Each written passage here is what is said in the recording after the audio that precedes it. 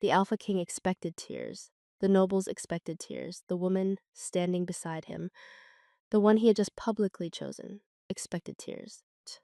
Instead, Arwen Holloway smiled. A real smile. Not the trembling smile of someone trying not to cry. Not the proud smile of someone hiding humiliation. A peaceful smile. The kind people wear when they finally put down something heavy.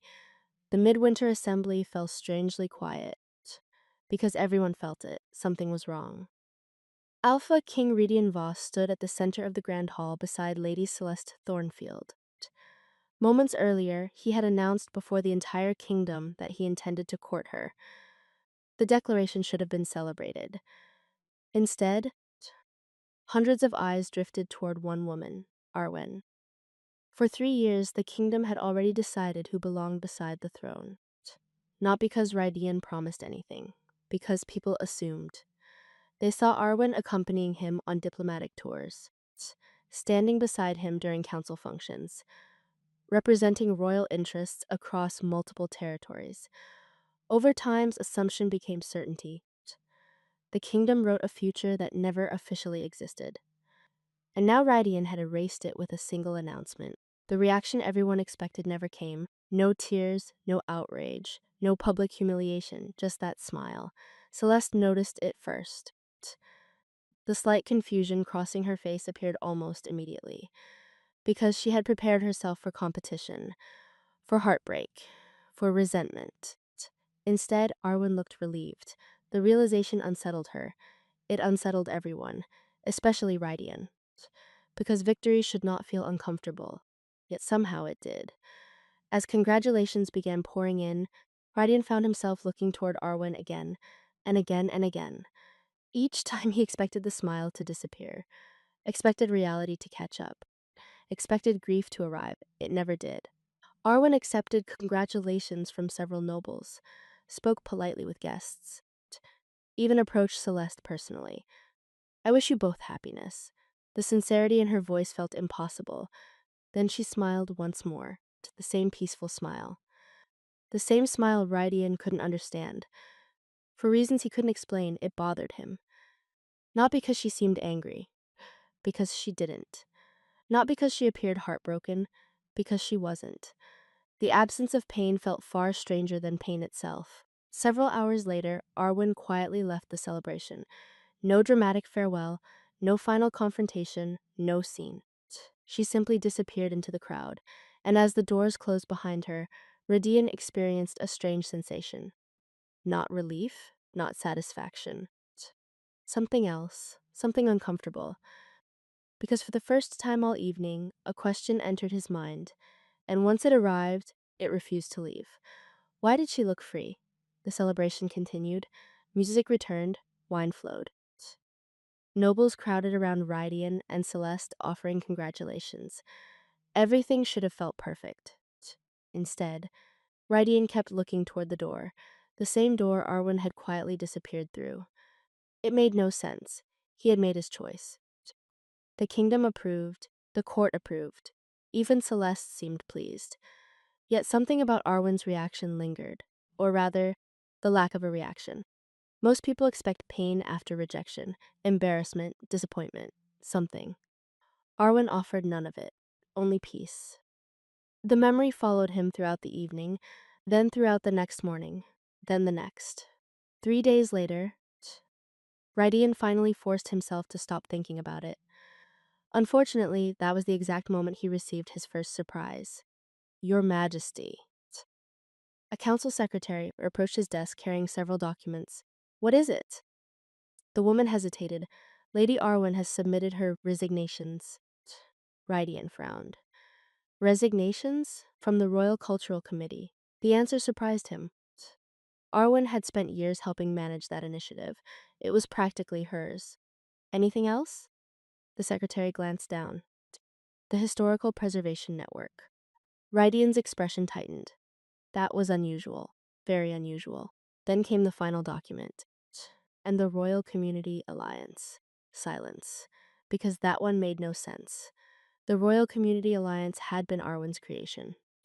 She spent years building relationships across the kingdom, traveling, negotiating, organizing support systems between territories.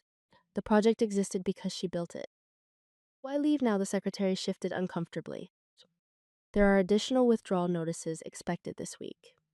Rydian stared at the paperwork. A strange feeling settled in his chest. Not concern, not yet. Confusion. Because suddenly the smile from the assembly made less sense. A heartbroken woman might withdraw emotionally. A humiliated woman might disappear temporarily. Arwen was doing neither. She wasn't hiding. She was untangling herself. Piece by piece. Thread by thread. Removing herself from every corner of his world. The realization followed him throughout the week. Then another surprise arrived. Several departments began reporting delays. Nothing catastrophic, just unusual. A dispute between two merchants remained unresolved. A regional initiative lacked coordination. A diplomatic response arrived later than expected. Small things. Yet they all pointed toward the same missing person, Arwen. For years, Rydian never paid attention to how often her name appeared in solutions. Now her absence kept appearing in problems. The pattern became increasingly difficult to ignore. Then one evening, while crossing the Western Council wing, Rydian overheard two councilwomen speaking. Their voices drifted through an open doorway. Did you hear? Hear what? Lady Arwen received an offer from the Western Alliance. Rydian stopped walking, immediately. The Western Alliance. One of the most powerful independent territories in the region.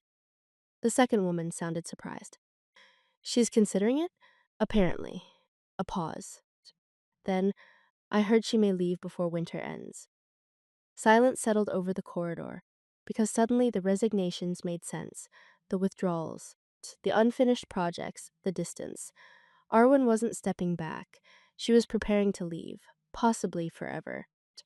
And for reasons Rydian couldn't explain, that possibility bothered him far more than it should have. At first, Rydian told himself it didn't matter. People left the capital all the time. Nobles relocated. Officials accepted foreign appointments. Diplomats traveled between territories. The Western Alliance was a prestigious opportunity. Arwen would be foolish to refuse it. That should have been the end of the discussion. Instead, he kept thinking about it. The thought appeared during meetings, during meals, even during conversations with Celeste. Every time it surfaced, Rydian asked himself the same question. Why does this bother me? The answer never came. A week later, he received another resignation notice, then another, then another. By the end of the month, Arwen had stepped away from nearly every royal responsibility that connected her to the throne. Not dramatically, not publicly, quietly, efficiently, as though she had been planning the transition for much longer than anyone realized. The unsettling part wasn't that she was leaving. It was how prepared she seemed. No hesitation, no uncertainty, no signs of second thoughts. The woman who spent 3 years standing beside the throne now behaved like someone already living somewhere else. One afternoon, Rydian spotted her crossing the palace courtyard. Normally, Arwen moved with purpose. Today was no different. Except now he noticed details he previously ignored. Officials stopped to greet her. Servants smiled when she passed. A group of visiting merchants thanked her for something before continuing on their way. The interactions seemed small, ordinary, yet there were so many of them. Too many, almost as though the entire kingdom knew Arwen better than he did. The realization irritated him, for reasons he couldn't explain. Later that evening, Rydian attended a planning session for the upcoming winter relief programs. The meeting quickly became frustrating. Questions remained unanswered. Reports were incomplete. Several organizers seemed uncertain about next steps. Finally, one exhausted administrator sighed. Lady Arwen usually handled this. The room fell silent. The comment wasn't criticism, it was fact. And somehow that made it worse. Because nobody argued. Nobody corrected him. Everyone simply nodded, as though the statement explained everything. The meeting ended shortly afterward, but the discomfort remained. By now, Rydian noticed a pattern. Whenever something worked smoothly, Arwen's name appeared somewhere behind it. Whenever something struggled, people mentioned her absence. The connection became impossible to ignore. Then came the report, the one that changed everything. The following morning, his senior advisor entered the royal study, carrying a thick stack of records. The man looked unusually serious. Your Majesty. Radian glanced up. What is it? The advisor placed the documents on the desk. You asked why so many departments are struggling. I did. The older man nodded, then gently pushed the records forward. You should see this. Radian frowned. The stack looked enormous. Years of reports, projects, correspondence, crisis resolutions. What exactly am I looking for? The advisor hesitated, then answered quietly, the things Lady Arwen did while everyone else was busy looking at the throne. The statement lingered in the room, heavy, uncomfortable. And for the first time since the Midwinter Assembly, Rydian felt something that looked suspiciously like concern. Because suddenly he wasn't wondering why Arwen was leaving. He was beginning to wonder how much of the kingdom would leave with her. The report should have taken an hour to review. Instead, Rydian spent the entire day reading it, and the longer he read, the worse he felt. The first section covered diplomatic disputes, minor conflicts between territories, trade disagreements, border misunderstandings. The sort of problems that rarely reach the throne because someone resolved them first.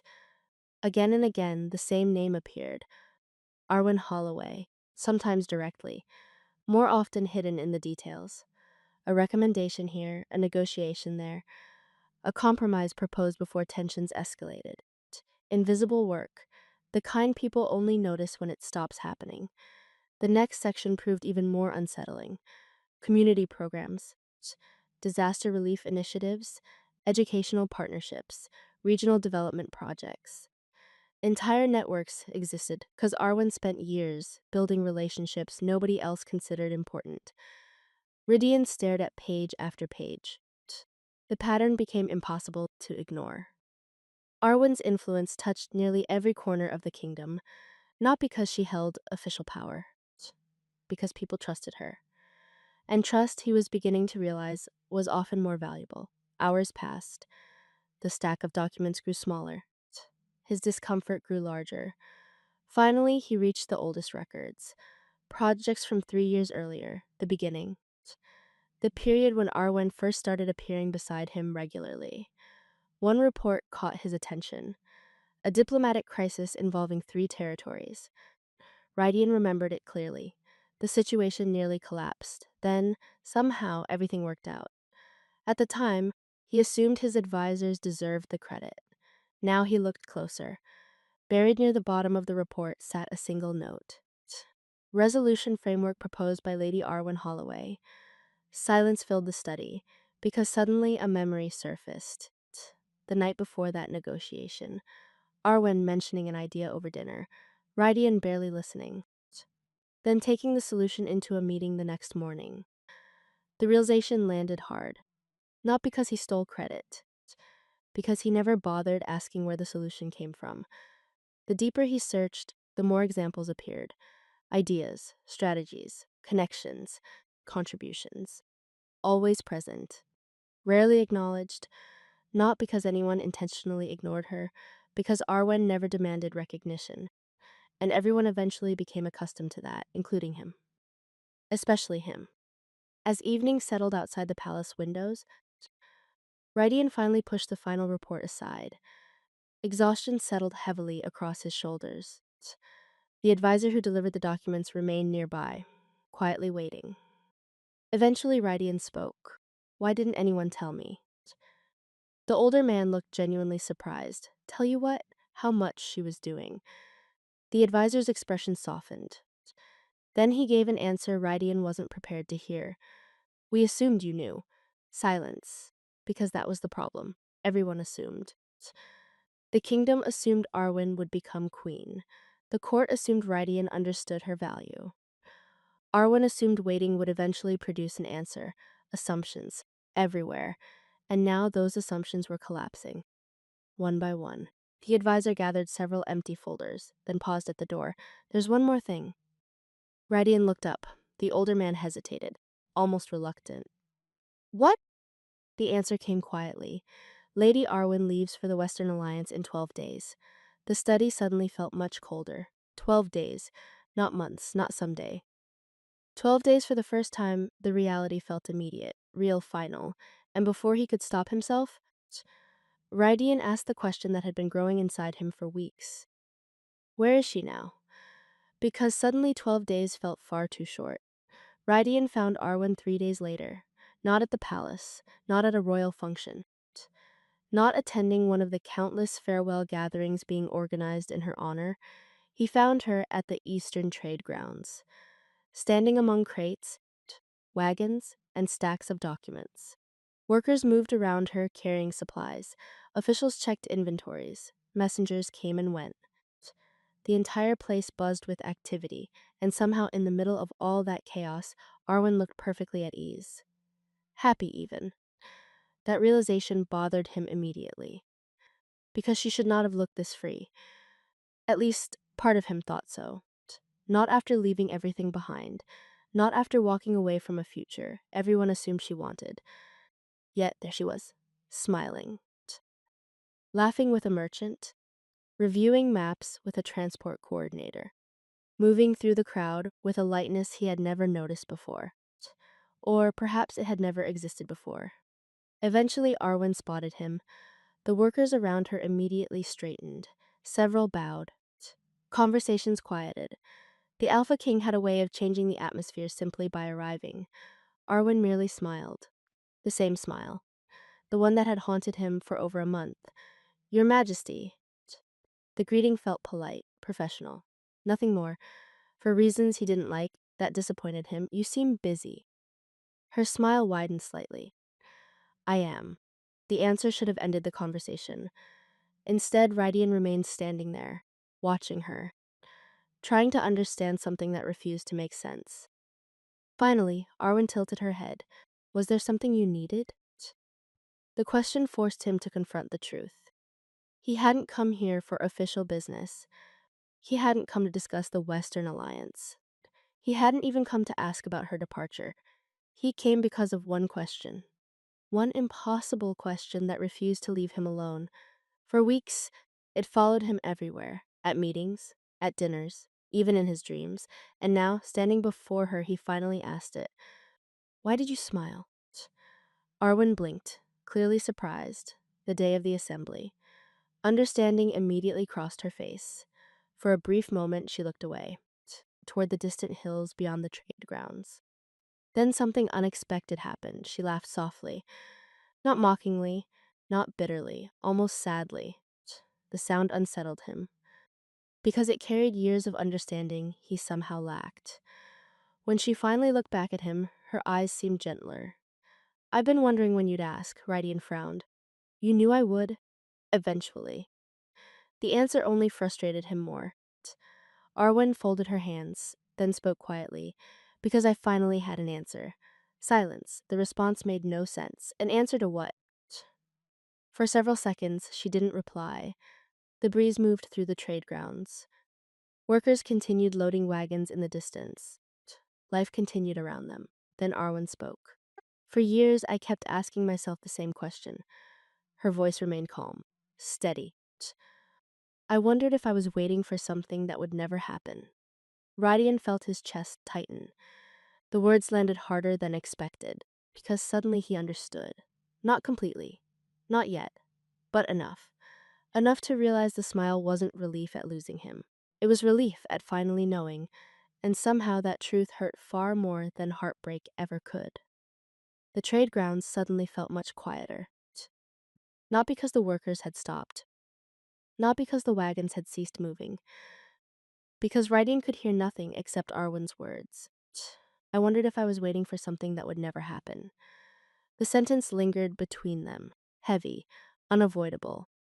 For years, he had never considered that possibility. Not really, because Arwen was always there, reliable, patient, steady. Like a lighthouse standing against a storm. People rarely worry about losing things they believe are permanent. That had been his mistake. One of many, apparently. Rydian folded his arms. trying to ignore the uncomfortable pressure growing inside his chest. And the assembly gave you your answer? Arwen nodded. Yes, the simplicity bothered him. No hesitation, no uncertainty, just certainty. The very thing she apparently spent years lacking. For a moment, neither spoke. Then Rydian asked the question before he could stop himself. Were you disappointed? Arwen looked genuinely surprised. The reaction alone told him he had misunderstood something. A little. The honesty startled him, because she didn't pretend otherwise, didn't claim she never cared, didn't rewrite history. She simply told the truth. I cared about you. Rydian, the use of his name caught him off guard. Not your majesty, not formal distance, just honesty. For the first time in weeks, he couldn't look away. Arwen continued, I cared for a very long time. The admission carried no bitterness, only exhaustion, the kind that arrives after years of carrying hope by yourself. Then she smiled again. Smaller this time, sadder. But caring and waiting aren't the same thing. The statement hit harder than expected, because suddenly he understood what she meant. Arwen hadn't been waiting for him to choose her. She had been waiting for certainty, for clarity, for an answer, any answer. And the Midwinter Assembly finally gave her one. Not the answer she hoped for, but an answer nonetheless. The realization settled heavily between them. After a long silence, Rydian spoke. Make it sound simple. A soft laugh escaped her. It wasn't. For the first time, genuine vulnerability appeared in her eyes. It took years. The words carried more weight than anything else she had said. Years, not weeks, not months, years, while he focused on ruling a kingdom, while he assumed there would always be time, while he believed some things would simply remain unchanged. Arwen had been quietly reaching the limits of her patience, and he never noticed, because he never looked. The truth stung, far more than he expected. Eventually, Arwen glanced toward the workers loading supplies onto the final group of wagons. The Western Alliance leaves in 6 days. 6 days. The number landed like a warning. Not much time, not enough time. The realization unsettled him immediately, because suddenly the future felt smaller, narrower, as though opportunities were quietly disappearing one by one. Arwen followed his gaze, then smiled, the same peaceful smile from the assembly. Only now he finally understood it. It wasn't happiness, it wasn't victory, it wasn't indifference, it was freedom. And standing there among wagons preparing to carry her away, Rydian realized something terrifying. The woman he had spent years taking for granted was no longer waiting for him to notice her. She had already started walking away. The closer Arwen came to leaving, the harder the kingdom made it. Not intentionally, quite the opposite. People simply refused to let her disappear quietly. Every day brought another farewell gathering, another invitation, another request for one last meeting. At first, Rydian assumed it was simple politeness. Then he started paying attention, really paying attention, and what he saw unsettled him. Village leaders traveled for days just to thank her. Merchants delivered gifts she repeatedly tried to refuse. Teachers sent letters describing schools she helped fund. Community organizers spoke about programs she created years ago. Everywhere he looked, people seemed to have a story, a memory, a reason to be grateful. The strangest part? Most of those people expected nothing in return. They weren't praising her because she stood near the throne. They praised her because Arwen had helped them personally, quietly, without publicity, without recognition. One afternoon, Rydian attended a regional planning meeting. The gathering should have been routine. Instead, it became another uncomfortable lesson. A village elder spotted him entering the chamber. Your Majesty. The man bowed respectfully, then smiled. Please thank Lady Arwen for us before she leaves. Rydian hesitated. For what? The elder looked surprised by the question. Ashy Valley. Silence. The name meant nothing to him. The elder continued. The floods 6 years ago. Still nothing. The man laughed softly. We would have lost half the valley if she hadn't organized emergency supplies.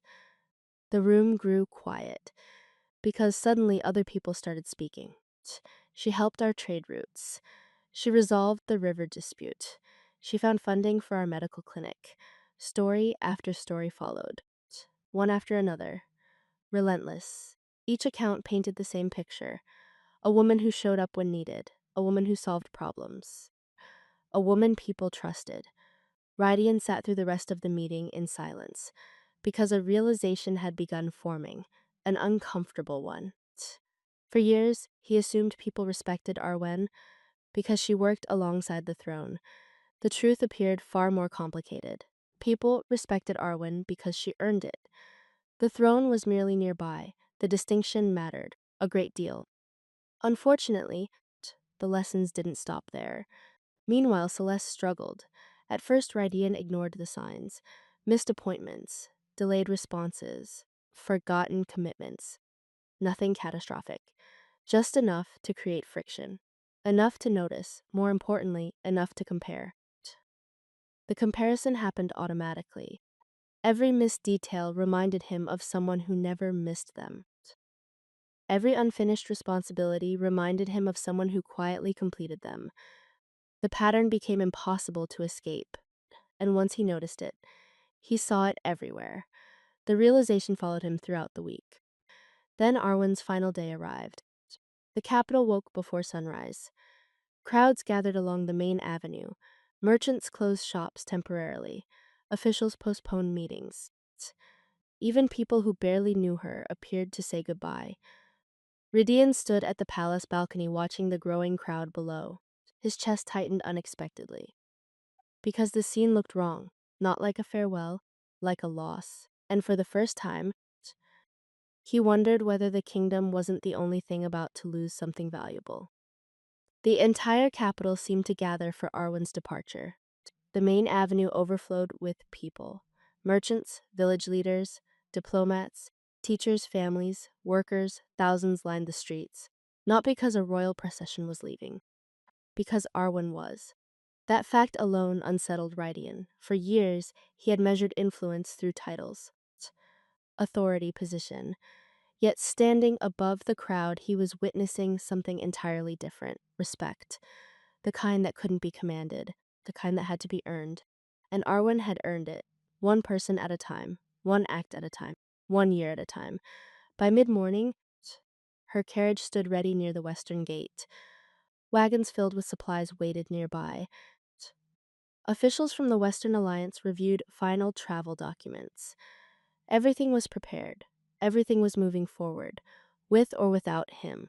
That realization finally forced Rydian into motion. Before he could change his mind, he descended the palace steps and crossed the crowded avenue. The people parted automatically.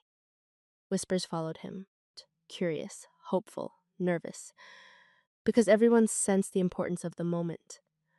Arwen stood beside her carriage, speaking with a group of children. When she noticed him approaching, she smiled politely. The same smile, always the same smile, yet now he understood it better, which somehow made it harder to see. The children hurried away. The crowd gradually fell silent, waiting, watching. For several seconds, neither spoke. The city itself seemed to hold its breath. Finally, Rydian broke the silence. "I've been trying to understand something." Arwen tilted her head slightly. "What?" His throat felt unexpectedly tight. The words should have been easy. Instead, they felt heavier than any speech he had ever delivered before the kingdom. Because this wasn't politics. This wasn't diplomacy. This was truth. And truth often arrived too late. Slowly, he met her eyes. "I think I made a mistake."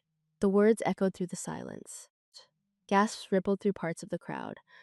Others simply stared. Arwen remained perfectly still. No triumph appeared on her face. No satisfaction. No revenge. Nothing. Only understanding. And somehow that hurt most of all. Because she wasn't waiting for this confession. She had already moved beyond it. After a long moment, she nodded. "Maybe you did." The honesty struck him harder than anger would have, because there was no cruelty in it, no punishment, just reality. Rydian swallowed. The weight of everything he had learned over the past weeks settled heavily on his shoulders. The reports, the projects, the people, the years. all the things he failed to notice, all the things he assumed would remain. Then he asked the question he already feared. Is there anything I can say to change your mind? Silence followed, long, gentle, final. Arwen looked toward the western road stretching beyond the city walls, toward her future, then back at him. And the answer appeared in her eyes before she ever spoke. No, the realization hit immediately, because some opportunities disappear gradually, until one day you discover they are already gone. And standing beside that carriage, Rydian finally understood something devastating. He had not arrived too late. He had been late for years. The silence between them lasted only a few seconds, yet to Rydian it felt much longer. Long enough to understand what Arwen wasn't saying, long enough to recognize that some doors close quietly, without arguments, without dramatic goodbyes, without anyone realizing they were shutting until it was too late. Around them, the capital waited. Thousands of people watched. But strangely, the crowd no longer mattered. Neither did the palace, or the throne, or the expectations that had shaped the last 3 years. Only the truth remained, and the truth was painfully simple. Arwen was leaving, not because she hated him, not because she wanted revenge, not because she hoped he would suffer. She was leaving because she had finally stopped waiting. The realization settled heavily inside him. For years, Rydian had viewed rejection as an ending, a moment, a decision, one person choosing a path while another accepted disappointment. Now he understood something different. Sometimes rejection doesn't end a story, sometimes it releases someone from it. Arwen looked toward the gathered crowd. Many people smiled through tears, others waved, children called her name. The affection surrounding her felt genuine, earned, real. Rydian suddenly understood why the farewell seemed so large. People weren't saying goodbye to someone connected to the throne. They were saying goodbye to someone who had mattered in their lives. Someone who showed up, someone who listened, someone who helped. The kingdom had not gathered because Arwen was important to the crown. The kingdom had gathered because Arwen was important to them. That distinction would stay with him forever. A soft breeze moved through the avenue. Arwen glanced toward the waiting carriage, then back at him. For a moment, neither spoke. Finally, Rydian managed a quiet question. When did you stop hoping? A faint smile touched her lips. Not the relieved smile from the assembly. Not exactly. Something gentler, more reflective. I don't think it happened all at once. The honesty in her voice made it easier to listen and harder to hear. I think every unanswered question took a little piece of it. Rydian lowered his gaze, because he knew exactly what she meant. The uncertainty. The assumptions. The years spent leaving things unsaid. He had never promised her a future, but he had never given her an answer either. And eventually, uncertainty becomes its own answer. Arwen stepped toward the carriage. The movement felt small, yet final. Then she paused. One last time. Thank you. The words surprised him. For what? She smiled softly. For giving me clarity. The statement carried no bitterness, only truth. Then she climbed into the carriage. The driver gathered the reins. The horses began moving, slowly at first. Then steadily the crowd waved. Voices called farewell. And Rydian stood motionless as the distance between them grew. Years later, historians would remember his reign as successful. The kingdom prospered. Trade expanded. The borders remained secure. Yet there was one lesson the Alpha King never forgot. People fear rejection because they believe it destroys possibilities. What he learned was worse. Sometimes rejection doesn't destroy a possibility. It frees the other person from waiting. And once someone stops waiting, they start moving. By the time Rydian understood what Arwen's smile truly meant, she was already too far ahead to look back.